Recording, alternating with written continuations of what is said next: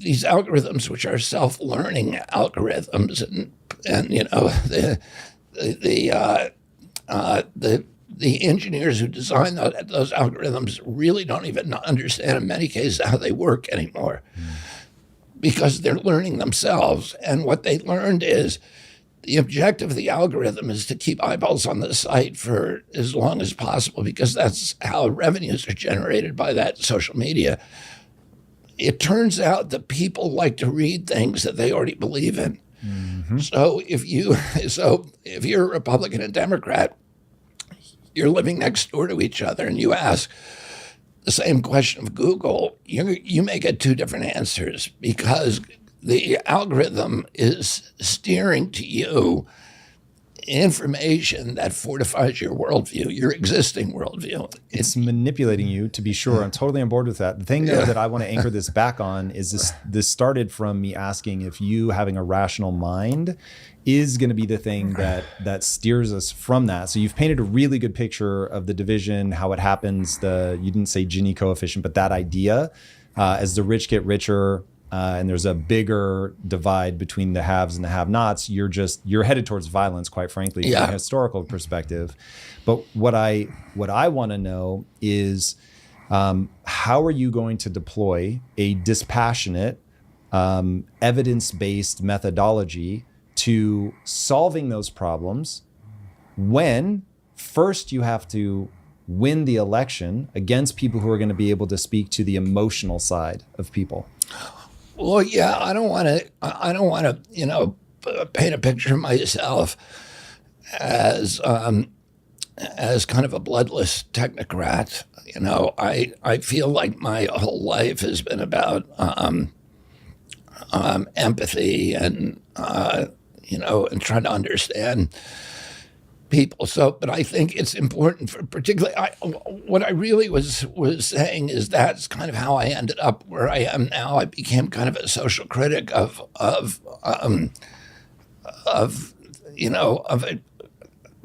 bureaucracy that is corrupt and that, is twisting science and is twisting facts and distorting facts. And that I feel like I have a clear view of what, I have a rational mind, so I'm looking at truth and I'm seeing how it's being deliberately and systematically distorted by powerful entities, whether it's the press, and that our country really is no longer living up to its ideals. I mean, we've been promoting regime change abroad and undemocratic forces and suppressing democracy abroad, and the same thing at the same time has been happening here at home.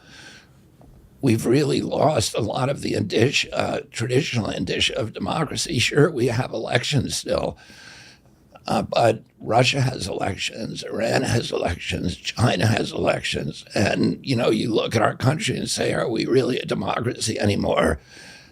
Or are we really an oligarchy or even a plutocracy or a corporate kleptocracy where, the wealth and corporations are really have the power to dictate policy and that, regular Americans have almost no say in the political process. And, and then also, we have a government now that's doing things that the American, Constitution that are abhorrent to our Constitution. It's doing censorship. It's doing surveillance. It's doing, it's doing sort of compliance exercises that are very, very anti-democratic. And I feel like I have, for one reason or another, that I have clarity about that, and I'm not.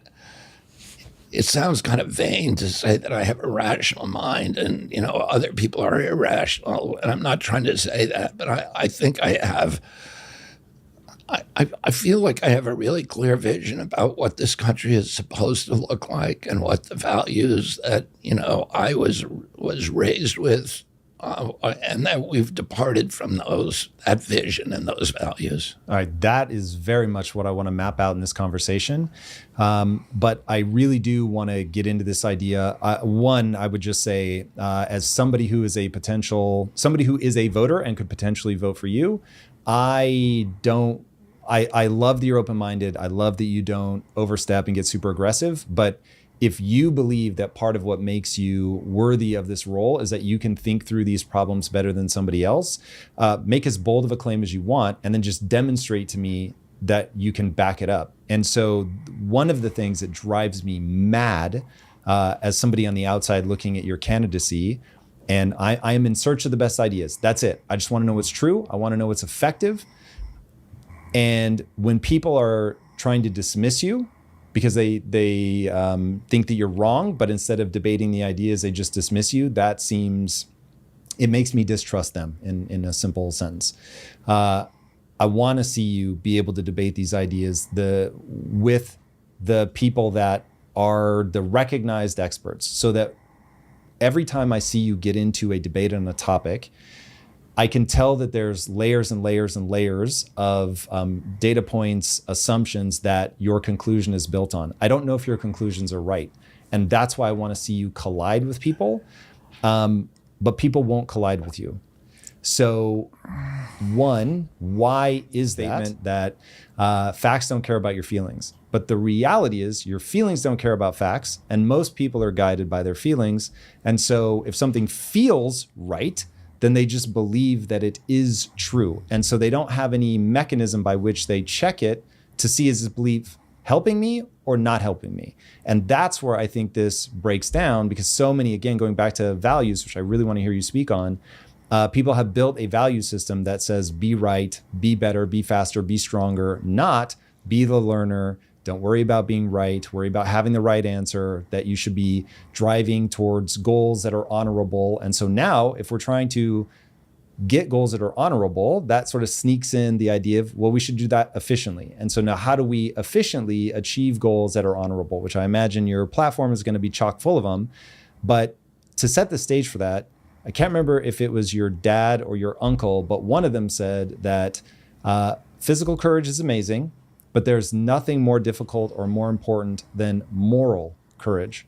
So your dad was assassinated for his political beliefs. Your uncle was assassinated for his political beliefs. Your character has been assassinated over and over.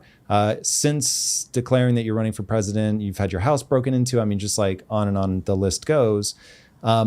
What is writing in your value system that makes you keep marching forward? I think my dad and his parents, raised us in this, with these ideas of part of it was just the Catholicism that, we read the lives of the saints, and, they, at the highest calling was people who, the martyrs who stood up for what they believed in and died, and that's, and died for that belief. So, and then, my father, after my uncle's death particularly, became very enthralled with the Greeks, with Edith Hamilton. He, wrote the kind of the seminal book on Greek mythology, and he read Aeschylus, he read Plato, he read, all of the plays and the poems of ancient Greek, and the stories. And those are all about this kind of the elevation of the American, of the human character through heroism, through, standing for something that you believe in. I've told this story on the Lex Fridman show, that my dad gave me a book a couple of weeks before he died, which was a book by Camus, and it's called The Plague. And my dad gave me books all the time and poems, and asked me to read them. But when he gave me this book, he told me that he wanted me to read it with this kind of special intensity. And then after he died, I didn't read it before he died, but after he died, it became important for me to read it. So I did, and I read it a number of times to try to unlock, whatever it was that he was telling. That was the last thing that he sort of request that he made of me. Oh, it had, it was imbued with kind of special importance in my mind. And the book is about a doctor in a plague-ridden city in North Africa. It's like Algeria, Tunisia. It never says, and it doesn't say what the disease is, but the city is under quarantine. Nobody can go in and out. And the plague has a very high infection fatality rate, so a lot of people are dying. And it's the story told through the perspective of a doctor who is kind of terrified. He's sitting in his room, and he knows that if he goes out and treats people, there's probably almost nothing he can do because nobody knows how to treat the disease. It's highly contagious. So the contact that he has from treating people is likely to infect him, and he's likely to die. And, he's thinking, if I just sit this out in here, I may be able to make it through, and then I can do good things with the rest of my life. But in the end, he goes out and he does his duty, and even consoling people and comforting them in their last hours. Political figures like RFK and Tulsi Gabbard are a clear proof that the Democratic Party is a corrupted party. It always has been. It always has been the populist party, which has influenced even the most intelligent minds and corrupted even those known for their integrity. The Democrats were originally the party of slavery, of segregation, Jim Crow laws, and many other socialist scams. However, there was a time when the Democrats seemed to be the party of change and progress, the party of compassion and social justice, by utilizing political activism such as the feminist movement, LGBTQ, and many others involving minorities. These are just tactics that are commonly used by many other fake leaders from many different countries around the world that have led to communism. I want to invite you to look up beyond what you've been told by the leftist media. I want to invite you to look up the reasons why are all these people not only disappointed in the Democratic Party, but also sharing all these narratives that contradict the official narrative, even at the expense of losing their network, careers, and public retaliation. I'm sure I'm not alone when I say that I always felt that there was something fishy about the Democratic Party and that so many other policies always seemed too good to be true. So I started searching for the truth and listening to the other side of the argument, taking everything with a grain of salt. All that I ask is that you seek more information that resembles common sense and make a decision based on that information and not just what one side wants you to know.